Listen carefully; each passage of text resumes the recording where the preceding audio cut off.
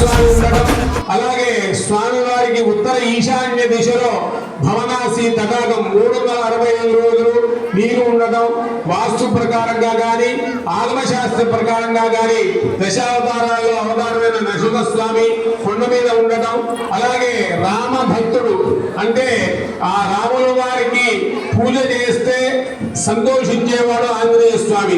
ఎవరైనా సరే ఏ దేవతకైనా సరే ఆయనకి స్తోత్రం చేసినా, ఆయనకి నామాలు చెప్పినా, ఆయనకి శరణాలు చెప్పినా ఆ దేవతలు సంతోషిస్తారు. కానీ ఆంజనేయ స్వామి విశేషం ఏంటంటే ఈయన రామ భక్తుడుగా మన ఈ దేశంలో ఆయన అష్టోత్తరం చెప్పిన సహస్రనామం నువ్వు రామపాద సేవలో దొరుకుతుందని మనం ఆంజనేయ స్వామి సుందరకాండలో ఏముందంటే ఎత్ర ఎత్ర రఘునాథ కీర్తనం తత్ర తత్ర కుటమస్తకాంజలి భాష్పవారి పరిపూర్ణలోచనం మారుతి నమకరాక్షసాంతకమని ఒక ధ్యాన శ్లోకం ఉంది. ఎక్కడైతే రామనామం జపిస్తున్నారో అక్కడ ఆంజనేయ స్వామి మానవ రూపంలో కానీ లేకపోతే ఏదో మనకి తెలియకుండా రూపంలో ఉండాలని మనకి సుందరకాండలో ప్రమాణం కూడా ఉందని ఈ స్వామి ఈ శిఖరమున ఆంజనేయ స్వామి క్షేత్రం దక్షిణముఖంగా ఉండడం ఎందుకు అనుకుంటున్నాం మనం? దక్షిణముఖంగా రాముల వారు ఈ సీతాన్వేష కోసం పంపించినప్పుడు రాముల వారు అమూలికం తీసుకుని వెళ్ళేటప్పుడు ఆయన దక్షిణముఖంగా బయలుదేరి మొట్టమొదటిగా భూదేవి నమస్కారం చేస్తూ దక్షిణముఖంగా వెళ్తాడు. ఏదైనా మనం శుభకార్యకి వెళ్ళి తూర్పు కానీ ఉత్తరం కానీ వెళ్ళాలి. దేవస్థానాలు కూడా ఎక్కడైనా చూడగా దర్శనం తర్వాత గుంటూరులో మొత్తం భారతదేశం మొత్తం ప్రతి చోట ఉన్నది దక్షిణముఖంగా ఉన్న ఆంజనేయ స్వామి. ఈ స్వామికి స్వయంభూగా ఆరంభించడం ఈ క్షేత్ర విశేషము. దక్షిణముఖంగా ఉండి లంకకు వెళ్ళి లంకలో ఈ సముద్ర 1000 యోజనాలు సముద్రం ఉల్లంఘన అంటే సముద్రం దాటి లంకలో అడుగు పెట్టగానే ఆ లంకిని అనే రాక్షసి ఆంజనేయ స్వామి అమాంతం మింగేస్తుంది. స్వామివారి సూక్ష్మ రూపంలో చూడ నుంచి బయటకు వస్తాడు.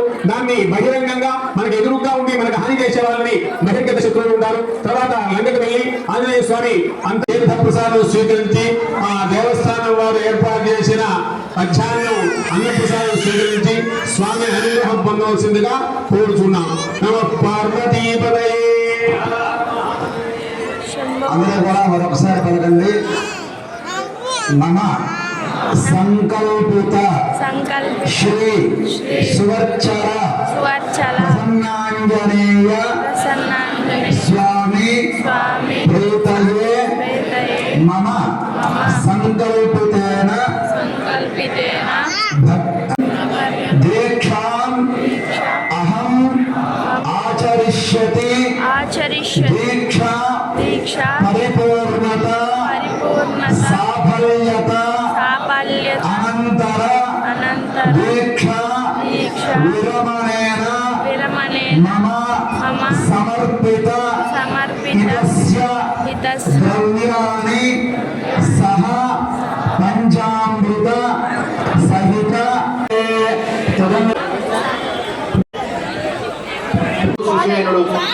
స్వామివారికి పంచామృత అభిషేకం, స్వామివారి యొక్క ప్రధాన కార్యక్రమం పూజా కార్యక్రమం ప్రారంభం. ఆ తర్వాత స్వామివారికి ఎంతో కథలు ఉంటాయో ఈ యొక్క హనుమంత్ వ్రతంలో కూడా 4 కథలు ఉంటాయి. ఈ యొక్క వ్రతాన్ని ఎలా చేయాలి, పూర్వంలో ఈ యొక్క వ్రతాన్ని ఎవరైనా ఆచరించి ఉన్నారా అనే వివరాలు మొత్తం కూడా ఈ కథలో చెప్పుకుంటాం. ఆ తర్వాత తీర్థ ప్రసాద వితరణ జరుగుతుంది. కాబట్టి భక్తులందరూ కూడా నిశ్శబ్దంగా మాట్లాడకుండా ఎంత నిశ్శబ్దంగా ఉంటున్నంత విశేషమైన భక్తి కలుగుతుంది. మనకి భక్తి కలిగితే స్వామివారి మీద ఏకాగ్రత కలుగుతుంది. కాబట్టి నిశ్శబ్దంగా వచ్చిన మాలాధారణ భక్తులందరూ కూడా నిశ్శబ్దంగా కూర్చోండి. చక్కగా ఇక హనుమ వ్రత కార్యక్రమాన్ని చూడండి, తిరిగించండి. శ్రద్ధగా భక్తిగా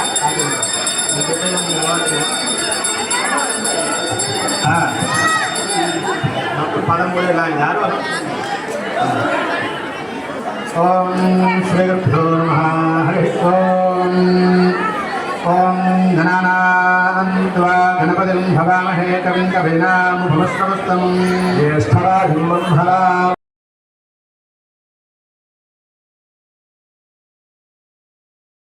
జనార్దనః ఆపదాముపహర్తారం దాతారం ధర్మసంపదాభిరామం శ్రీరామం భూయో భూయో నమామ్యహం. సర్వమంగళమాంగళ్యే శివే సర్వార్థసాధికే త్ర్యంబకే దేవి నారాయణి నమోస్తుతే. ఓం శ్రీ లక్ష్మీనారాయణాభ్యాం నమః. ఉమామహేశ్వరాభ్యాం నమః. ఓం వాణీ హిరణ్యగర్భాభ్యాం నమః. కరాభ్యాం నమః. ఓం శ్రీ సీతారామాభ్యాం నమః. బ్రాహ్మణేభ్యో మహాజనేభ్యో నమో నమః. ఆజ్ఞా ఓం కేశవాయ స్వాహ ఓం నారాయణాయ స్వాహ ఓం మాధవాయ స్వాహ ఓం కేశవాయ నమః ఓం నారాయణాయ నమః ఓం మాధవాయ నమః బ్రహ్మజ్ఞాయ ఓం అచ్యుతాయ నమః అనంతాయ నమః గోవిందాయ నమః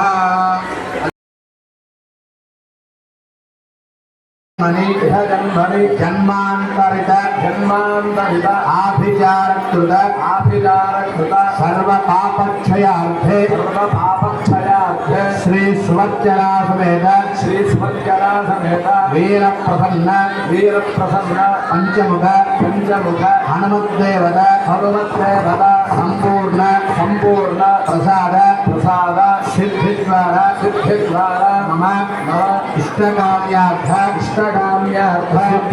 సిద్ధ్యర్థం అజ్ఞానతో జ్ఞానతో కృతాది సర్వ పాపక్షయార్థే మమ వంశాభివృద్ధ్యర్థం హేను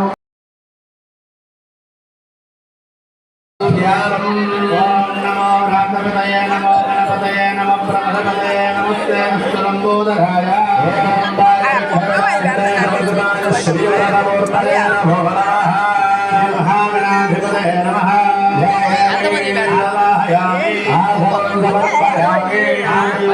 పాద్యం సమర్పయామి దేవాయ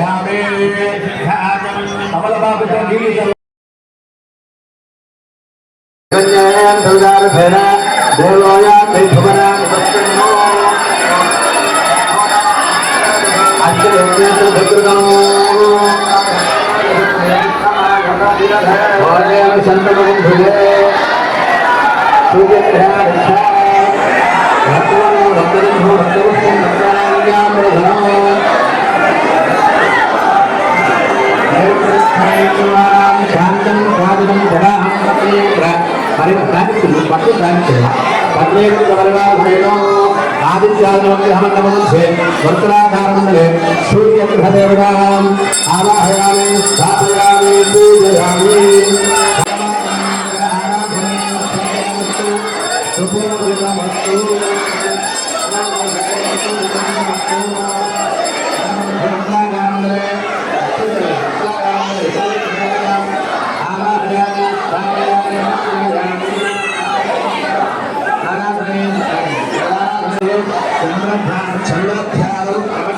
ప్రవక్ష్యామి